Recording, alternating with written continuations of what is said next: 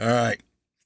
Chapter 5. Upon the 9th of January, 1907, Mr. McLaughlin of the town of Magillan, County Derry, Ireland, hadn't a red light. Neither had his sister, nor his niece, nor his maidservant. They hadn't a cabinet, but a show was staged at their house as if they knew altogether too much about phosphorescent paint, and if Mr. McLaughlin bought false whiskers. There was a phenomenon in sunlight, and there was an atmosphere as unmystical as pigs and neighbors. If any spiritualistic medium can do stunts, there is no more need for special conditions than there is for a chemist to turn down lights, start operations with a hymn, and ask whether there's any chemical present that has affinity with something named hydrogen. Mr. McLaughlin had clean soot from the chimney. I wonder what relation there may be. It is said that immediately afterward phenomena began. There were flows of soot from undetectable sources in rooms and from room to room independent of drafts, sometimes moving against drafts. Also, there were flows of stones or bombardments. About 30 panes of glass were broken by stones in the daytime, some of them in the presence of neighbors. This is the story as it was told by reporters of the Derry Journal and the Coleraine Constitution, who had been sent to investigate. Probably there was a girl, age 14 or 15, in this house, but as to the ages of Mr. McLaughlin's niece and maidservant, I could not learn particulars. The conventionally scientific or fishmongerish thing to do would be to think of some commonplace explanation of the soot and forget the stones. There would not be so much science if people had good memories. The flows of stones can be explained as peggings by neighbors if the soot be forgotten. Our data have been bullied by two tyrannies. On one side, the spiritualists have arbitrarily taken over strange occurrences as manifestations of the departed. On the other side, conventional science has pronounced against everything that does not harmonize with its systemizations. The scientist goes investigating about as to match ribbons a woman goes shopping. The spiritualist stuffs the maws of his emotions. One is too dainty and the other is gross. Perhaps between these two we shall some day be considered models of a well-bred behavior. Showers of frogs and worms and periwinkles, and now it's showers of nails. St. Louis Globe, Democrat, October 16, 1888, dispatch from Brownsville, Texas. That on the night of the 12th, the lighthouse at Point Isabel, occupied by Mrs. Schreiber, widow of the keeper, who had departed not long before, had been struck by a rain of nails. The next night, about dark, came another shower of nails, more variety. Also down pelted clods of earth and oyster shells. Bombardments continued. People gathered and saw showers, mostly of nails, but could not find out where they were coming from. In Human Nature, March 1871 is a story of flows of corn that were passing from a lock crib in Buchanan, Virginia. But in this case, it was said that apparitions were seen, and mostly, at least so far as apparitions are concerned, our accounts are not ghost stories.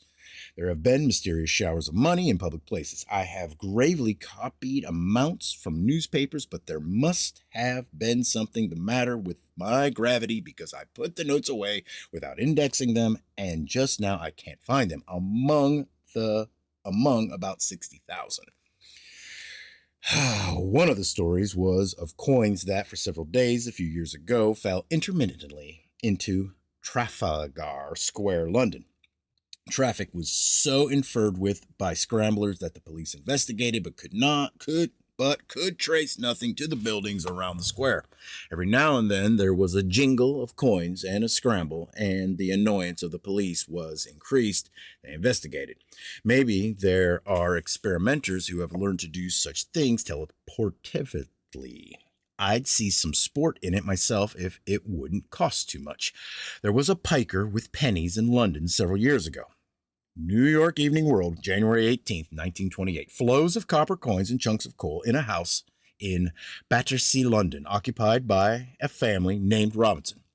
The Robinsons are educated people and scout the idea of a supernatural agency. However, they are completely baffled and declare the phenomena take place in closed rooms, thus precluding the possibility of objects being thrown from outside. There's a small chance of such phenomena being understood just at present because everybody's a logician. Almost everybody reasons there are no supernatural occurrences, therefore these alleged phenomena did not occur. However, through some closed skulls, mostly independently of eyes and ears and noses, which tell mostly only what they should tell, is penetrating the idea that flows of coins and chunks of coal may be as natural as flows of rivers. Those of us who have taken this degree of our initiation may now go on to a more advanced stage of whatever may be the matter with us. October 30th, 1919, Swanton Novers Rectory, near Melton Constable, Norfolk, England.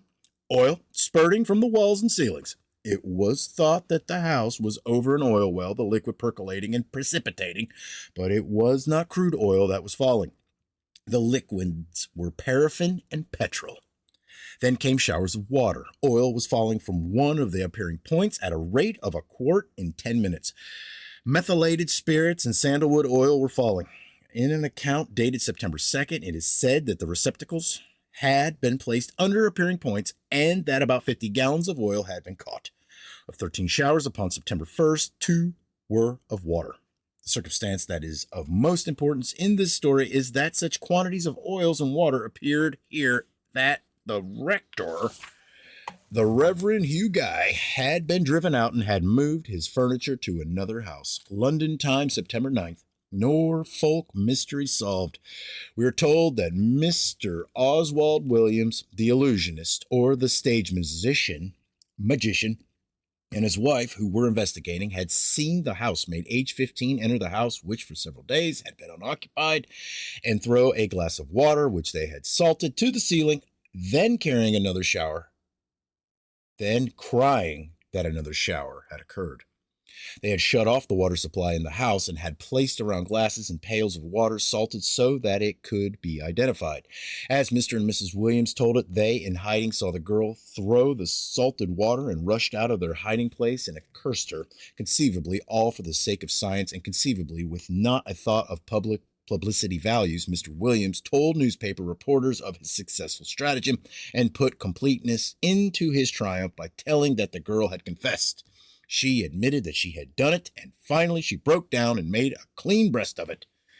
Times, September 12th, girl interviewed by a representative of Norwich newspaper denied that she had confessed, denied that she had played tricks of any kind, denied that the Williamses had been in hiding, told that she had gone to the house which Mr. and Mrs. Williams, and that a wet spot had appeared upon the ceiling, and that she had been wrongfully accused of having thrown water. According to the little girl's statement, she was at no time alone in the kitchen. She insists that she was the victim of a trick and that great pressure was put upon her to admit that she had thrown salted water on the ceiling. I was told, she said, that I would be given 1 minute to say I had done it or go to prison. I said that I didn't do it. Having an interest in ways in which data are suppressed, I have picked up some information upon how little girls are pressed. No details of the pressure were published in the London newspapers. Norfolk News, November 8th, that in the Halt Perry sessions had come up the case of the girl, Mabel Louisa Fapino, spelled Phillips, in the other accounts. Complement. Now, what is that word? Give me a second.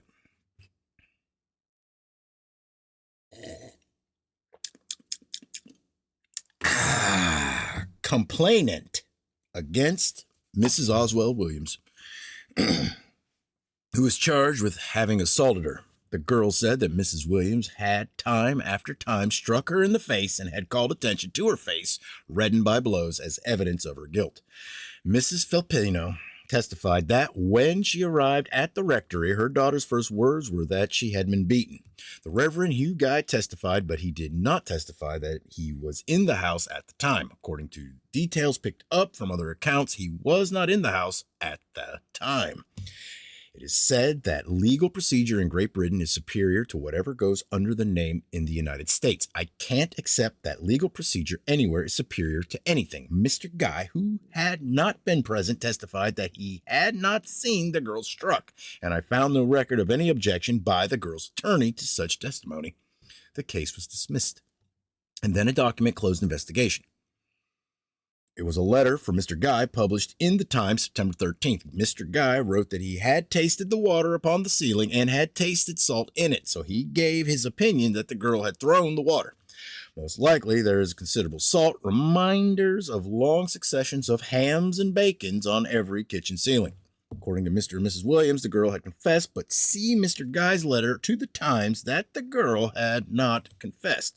So because of Mr. Guy's letter, the Williamses cannot be depended upon, but we're going to find out that Mr. Guy cannot be depended upon. To be sure, I'm going to end up with something about photographs, but photographs cannot be depended upon. I can't see that out of our own reasoning we can go anywhere if there isn't anything phenomenal that can be depended upon. It is my expression that if we are entering upon an era of a revised view of many formerly despised and ridiculed data, that there will be a simultaneous variation of many minds more favorably to them, and that what is called reasoning in those minds will be only supplementary to a general mental tropism. The investigation was stopped by Mr. Guy. The inquiry sure, or the mystery bobber. Was this statement in his letter? It would have taken only a small quantity to create the mess. The meaning of this statement is that whereas gallons or barrels of oils at a cost of hundreds of dollars could not be attributed to a mischievous girl, only a small quantity could be. Flows of frogs, flows of worms, flows of lies. Read this. London Daily Express, August 30th. The rector, in response to a request from the Daily Express for the latest news, reported as follows. To the editor of the Daily Express. Expert engineering arrived Monday. Drippings ascribed to exudations on August 8th of petrol, methylated spirits, and paraffin. House evacuated, vapor dangerous, every room affected, downpour rather than dripping. Guy. In the Daily Express, September 2nd, is published Mr. Guy's statement that he had been compelled to move his furniture from the house. According to other accounts, the quantities were great. In the London Daily News were published reports by an architect, a geologist, and a chemist telling of observations upon profuse flows. In the Norwich newspapers, the accounts are similar. For instance, the foreman of an oil company, having been asked to give an opinion, had visited the house and had caught in a tub 2 gallons of oil, which had dripped in 4 rooms from one of the appearing points. Just how, as a matter of tricks, a girl could have been concerned in these occurrences is not picturable to me. The house was crowded while the oil expert, for instance, was investigating, but it does seem that unconsciously she was concerned. The first of the showers occurred in her room. Ceilings were bored and ripped off, but nothing by which to explain was found. Then another stage magician, Mr. N. Maskelyne, went to Swantonovers with the idea of exposing trickery. Possibly this competition made the Williamses hasty, but Mr. Maskelyne could find nothing by which to explain the mystery. According to him, barrels of it had appeared during the time of his observations. Just how effective as an inquiry stopper was the story of the girl of the small quantity is shown by the way the Society of Psychical Research was influenced by it. See the journal SPR, October 1919. Mr. Guy's letter to the Times is taken as final. No knowledge of conflicting statements by him is shown. The society did not investigate. A small quantity can be explained as it should be explained, but barrels of it must be forgotten. Case dismissed. If the Reverend Hugh Guy described at one time a downpour which had driven him and his tables, chairs, beds, rugs, all those things that I think of seriously because I have recently done some moving myself and then told of a small quantity, why have I not an explanation of this contradiction? I wrote to Mr. Guy asking him to explain, having the letter registered for the sake of a record. I have received no answer. In the London Daily Mail, September 3rd, 1919, are reproduced 2 photographs of oil dripping from different ceilings. Large drops of oil are clearly visible.